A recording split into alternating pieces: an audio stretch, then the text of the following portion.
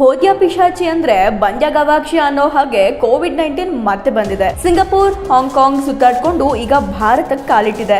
Already ಇಂಡಿಯಾದಲ್ಲಿ 1,000ಕ್ಕೂ ಹೆಚ್ಚು active Covid ಕೇಸ್ಗಳು ಪತ್ತೆ ಆಗಿದೆ. 2025ರಲ್ಲಿ ಫಸ್ಟ್ ಟೈಮ್ 1,000 ಗಡಿ ದಾಟಿದ್ದು. ಈಗ ಆತಂಕ ಏನಂದ್ರೆ ನಾರ್ಮಲ್ ಜ್ವರ ಅಂತ ನಂಬಿದವರಲ್ಲಿ ಎಷ್ಟು ಜನಕ್ಕೆ ಕೋವಿಡ್ ಪಾಸಿಟಿವ್ ಇದೆ ಅನ್ನೋದೇ ಗೊತ್ತಿಲ್ಲ. ಹಾಗಾದ್ರೆ ಮತ್ತೆ ಅದೇ ಸಿಚುವೇಶನ್ ಭಾರತದಲ್ಲಿ ಕ್ರಿಯೇಟ್ ಆಗುತ್ತಾ? ಏನಾಗಬಹುದು? ಸ್ವಲ್ಪ ಡೀಟೇಲ್ ಆಗಿ ಮಾತಾಡೋಣ. ಎಟ್ ಪ್ರೆಸೆಂಟ್ ಸರ್ಕಾರದ ಮಾಹಿತಿ ಪ್ರಕಾರ 2025ರಲ್ಲಿ ಆಕ್ಟಿವ್ ಕೇಸ್ಗಳ ಸಂಖ್ಯೆ 1,000 ದಾಟಿದೆ. ಇದೇನು ಮಹಾ ಅಲ್ಲ, ಮ್ಯಾನೇಜಬಲ್. ಹಾಗಾಗಿ ಯಾವುದೇ ರೀತಿ ಚಿಂತೆ ಮಾಡೋ ಅವಶ್ಯಕತೆ ಇಲ್ಲ. ಬಟ್ ಈ ಸಂಖ್ಯೆ ಹೀಗೆ ಇರುತ್ತಾ? ಖಂಡಿತ ಇಲ್ಲ.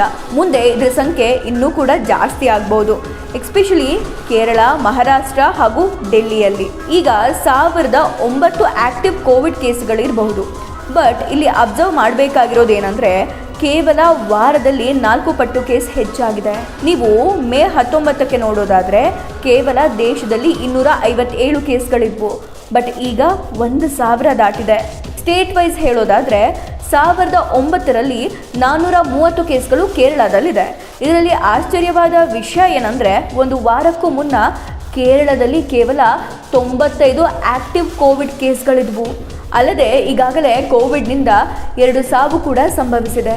ಕೇರಳದ ಎರ್ನಾಕುಲಂ, ತಿರುವನಂತಪುರಂ ಹಾಗೂ ಕೋಚಿಕೋಡ್ನಲ್ಲಿ ಕೇಸಸ್ಗಳು ಜಾಸ್ತಿ ಆಗಿದೆ. ಕೇರಳ ಸರ್ಕಾರ ಆಲ್ರೆಡಿ ಹೈ ಅಲರ್ಟ್ ಆಗಿದೆ. ಹಾಸ್ಪಿಟಲ್ ಸರ್ವಿಲೆನ್ಸ್ ಹೆಚ್ಚು ಮಾಡಲಾಗಿದೆ. ಸ್ಕೂಲ್ ಹಾಗೂ ವರ್ಕ್ ಸ್ಪೇಸ್ಗಳಲ್ಲಿ ಎಚ್ಚರಿಕೆಯನ್ನು ನೀಡಲಾಗಿದೆ. ನಂತರ ಮಹಾರಾಷ್ಟ್ರದಲ್ಲಿರುವ ಆಕ್ಟಿವ್ ಕೇಸ್ಗಳ ಬಗ್ಗೆ ಹೇಳೋದಾದರೆ ಮಹಾರಾಷ್ಟ್ರದಲ್ಲಿ ಒಂದು ವಾರಕ್ಕೂ ಮುಂಚೆ 56 ಆಕ್ಟಿವ್ ಕೇಸ್ಗಳಿದ್ವು. ಆದರೆ ಈಗ ಆ ಸಂಖ್ಯೆ ಹೆಚ್ಚಾಗಿ 209 ಆಕ್ಟಿವ್ ಕೇಸ್ಗಳಾಗಿದ್ದಾವೆ. ಕೋವಿಡ್ನಿಂದ ಈಗ ನಾವು 4 ಸಾವನ್ನು ಕೂಡ ನೋಡಿದ್ವಿ. ಮಹಾರಾಷ್ಟ್ರದಲ್ಲಿ ಹೆಚ್ಚು ಆಕ್ಟಿವ್ ಕೇಸ್ ಸಂಖ್ಯೆ ಮುಂಬೈ, ಪುಣೆ ಹಾಗೂ ಥಾಣೆಯಲ್ಲಿದೆ. ಮುಂಬೈನ ಸಾರ್ವಜನಿಕ ಸಾರಿಗೆ ವಲಯ ಹಾಗೂ ಸ್ಲಮ್ ಪ್ರದೇಶದಲ್ಲಿ ಟೆಸ್ಟಿಂಗ್ನ ತೀವ್ರತೆಯನ್ನು ಹೆಚ್ಚು ಮಾಡಲಾಗಿದೆ ಹಾಗೂ ಅಲ್ಲಿನ ಆಸ್ಪತ್ರೆಯಲ್ಲಿ ಐಸೋಲೇಷನ್ ವಾರ್ಡ್ಗಳನ್ನು ಮತ್ತೆ ರೀಓಪನ್ ಮಾಡಲಾಗಿದೆ. ನಂತರ ದೆಹಲಿ ಬಗ್ಗೆ ಹೇಳೋದಾದರೆ ಒಂದು ವಾರಕ್ಕೂ ಮೊದಲು ಕೇವಲ 5 ಕೇಸ್ಗಳಿದ್ವು. ಆದರೆ ಇದ್ದಕ್ಕಿದ್ದಂಗೆ 100ಕ್ಕೂ ಹೆಚ್ಚು ಕೇಸ್ಗಳನ್ನು ನಾವು ನೋಡಬಹುದು. ಅಂದರೆ ಎಷ್ಟು ಪಟ್ಟು ಹೆಚ್ಚಾಗ್ತಿದೆ ಅನ್ನೋದನ್ನು ನೀವೇ ಅರ್ಥ ಮಾಡ್ಕೊಳ್ಳಿ. ಈಗಿನ ಪರಿಸ್ಥಿತಿ ಆತಂಕಕಾರಿಯಾಗಿಲ್ಲ. ಹಾಗಂತ ನೆಗ್ಲೆಕ್ಟ್ ಕೂಡ ಮಾಡೋ ಹಾಗಿಲ್ಲ. ಬಹಳ ಕೇರ್ಫುಲ್ ಆಗಿರಬೇಕಾಗತ್ತೆ ಅಂತ ಸ್ವತಃ ದೆಹಲಿ ಹೆಲ್ತ್ ಮಿನಿಸ್ಟರ್ ಪಂಕಜ್ ಸಿಂಗ್ ಅಧಿಕೃತ ಸ್ಟೇಟ್ಮೆಂಟ್ ಕೊಟ್ಟಿದ್ದಾರೆ. ಈಗಾಗಲೇ ದೆಹಲಿಯಲ್ಲಿ ಲೋಕ್ನಾಯಕ್ ಹಾಗೂ GTB ಆಸ್ಪತ್ರೆಯಲ್ಲಿ ಐಸೋಲೇಟೆಡ್ ಬೆಡ್ಗಳನ್ನು ಆಕ್ಟಿವೇಟ್ ಮಾಡಲಾಗಿದೆ. ಯಾಕಂದರೆ ಕಳೆದ ಬಾರಿ ದೆಹಲಿಯಲ್ಲಿ ಕೋವಿಡ್ ಸಮಯದಲ್ಲಿ ಆಕ್ಸಿಜನ್ ಕೊರತೆ ಬಗ್ಗೆ ಬಹಳಷ್ಟು ಚರ್ಚೆ ನಡೆದಿತ್ತು. ಹಾಗಾಗಿ ಈ ಬಾರಿ ಈ ಕೊರತೆಗಳ ಬಗ್ಗೆ ಮುನ್ನೆಚ್ಚರಿಕೆ ಕ್ರಮವನ್ನು ತೆಗೆದುಕೊಳ್ಳಲಾಗಿದೆ. ನಂತರ ಉಳಿದ ಎಲ್ಲ ರಾಜ್ಯದಲ್ಲಿರುವ ಆಕ್ಟಿವ್ ಕೋವಿಡ್ ಕೇಸ್ಗಳ ಬಗ್ಗೆ ಮಾತಾಡೋದಾದರೆ ಮೊದಲನೇದಾಗಿ ಗುಜರಾತ್ನಲ್ಲಿ 83 ಕೇಸ್, ತಮಿಳುನಾಡಿನಲ್ಲಿ 69 ಕೇಸ್, ಕರ್ನಾಟಕದಲ್ಲಿ 47 ಕೇಸ್, ಉತ್ತರ ಪ್ರದೇಶದಲ್ಲಿ 15 ಕೇಸ್, ವೆಸ್ಟ್ ಬೆಂಗಾಲ್ನಲ್ಲಿ 12 ಕೇಸ್ ಹಾಗೂ ಮಧ್ಯಪ್ರದೇಶದಲ್ಲಿ 2 ಕೇಸ್ಗಳನ್ನು ನಾವು ನೋಡಬಹುದು. ಈಗ ಪ್ರಶ್ನೆ ಏನಂದರೆ ಭಾರತದಲ್ಲಿರುವ ಕೇಸ್ಗಳು ಯಾವ ವೇರಿಯಂಟ್ ಕೇಸ್ ಅಂತ. ಭಾರತದಲ್ಲಿರುವ ವೇರಿಯಂಟ್ ಒಮಿಕ್ರಾನ್ ಆಗಿದೆ. ಭಾರತದಲ್ಲಿ ಎಲ್ಲದಕ್ಕಿಂತ ಹೆಚ್ಚು ಹರಡಿರುವ ವೇರಿಯಂಟ್ ಒಮಿಕ್ರಾನ್ನ ಸಬ್ ವೇರಿಯಂಟ್ ಆದ JN1 ಆಗಿದೆ. ಭಾರತದ 53% ಕೇಸ್ ಇದೇ ಸಬ್ ವೇರಿಯಂಟ್ ಆಗಿದೆ. ನಂತರ ಇದರ ಲಕ್ಷಣದ ಬಗ್ಗೆ ಹೇಳೋದಾದ್ರೆ ಇದರಿಂದ ಜ್ವರ, ಆಯಾಸ ಹಾಗೂ ಗಂಟಲು ನೋವುಗಳನ್ನು ನಾವು ನೋಡಬಹುದು.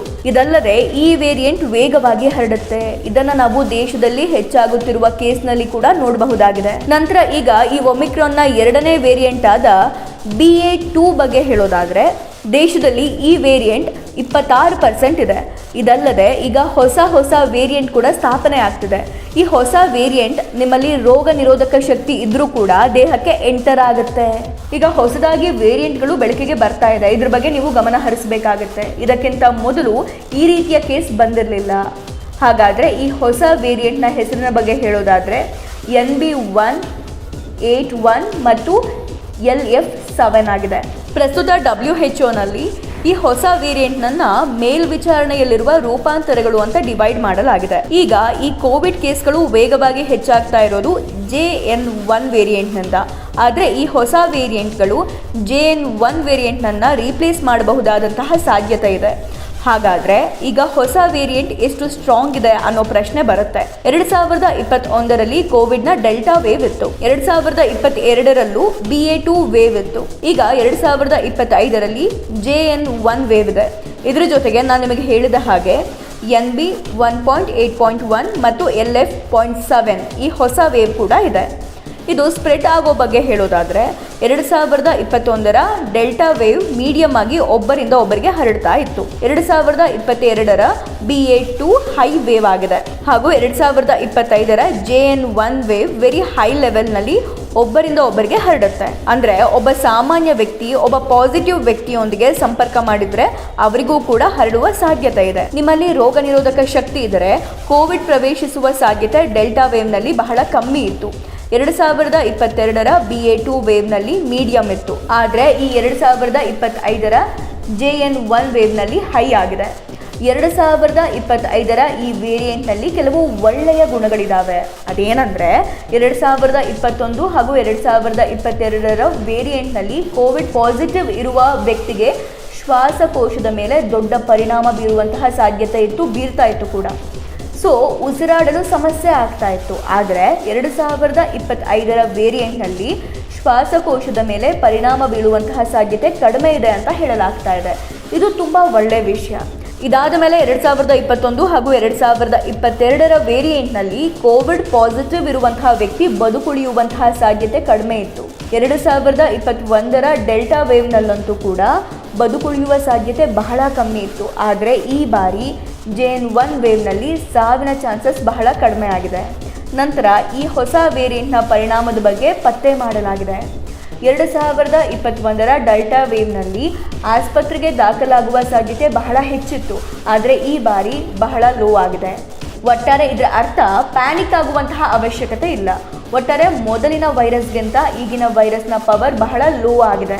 2025ರ ವೇರಿಯಂಟ್ ವೈರಸ್ನನ್ನು ಮೈಲ್ಡ್ ಎಂದು ಕರೆಯಲಾಗ್ತಾ ಇದೆ. ಯಾಕಂದರೆ ಈ ವೈರಸ್ ಶ್ವಾಸಕೋಶಕ್ಕೆ ತೊಂದರೆ ಕೊಡದೆ ಮೂಗು ಹಾಗೂ ಗಂಟಲಿನ ಭಾಗದಲ್ಲಿ ತನ್ನ ಪ್ರಭಾವವನ್ನು ಬೀರುತ್ತೆ. ಇದರ ಅರ್ಥ ಈ ವೈರಸ್ ಬಹಳ ವೇಗವಾಗಿ ಹರಡುತ್ತೆ. ಇದು ನಿಮ್ಮ ಶ್ವಾಸಕೋಶಕ್ಕೆ ತೊಂದರೆ ಮಾಡೋದಿಲ್ಲ. ಇದರಿಂದ ಇದನ್ನು ಮೈಲ್ಡ್ ಎಂದು ಕರೆಯಲಾಗುತ್ತೆ. ಈ ವೈರಸ್ನಿಂದ ಅಪಾಯ ಯಾರ್ಯಾರಿಗಿದೆ ಅಂತ ಹೇಳೋದಾದ್ರೆ, ಮೊದಲನೇದಾಗಿ 70 ವರ್ಷದಿಂದ ಮೇಲಿದವರಿಗೆ ಅಪಾಯ ಇದೆ. ದೀರ್ಘಕಾಲದ ಶ್ವಾಸಕೋಶದ ಕಾಯಿಲೆಯಿಂದ ಬಳಲ್ತಾ ಇರೋರಿಗೆ ಅಪಾಯ ಇದೆ. ಹಾಗಾಗಿ ಇವರನ್ನು ಸ್ವಲ್ಪ ಎಚ್ಚರಿಕೆಯಿಂದ ನೋಡ್ಕೊಳ್ಬೇಕು. ಇದಕ್ಕೆ ಉದಾಹರಣೆ ಹಾಗೆ ಬೆಂಗಳೂರಿನ 84 ವರ್ಷದ ವ್ಯಕ್ತಿಗೆ ಕೋವಿಡ್ ಆಯಿತು, ಅವರು ಸಾವನ್ನಪ್ಪಿದ್ರು.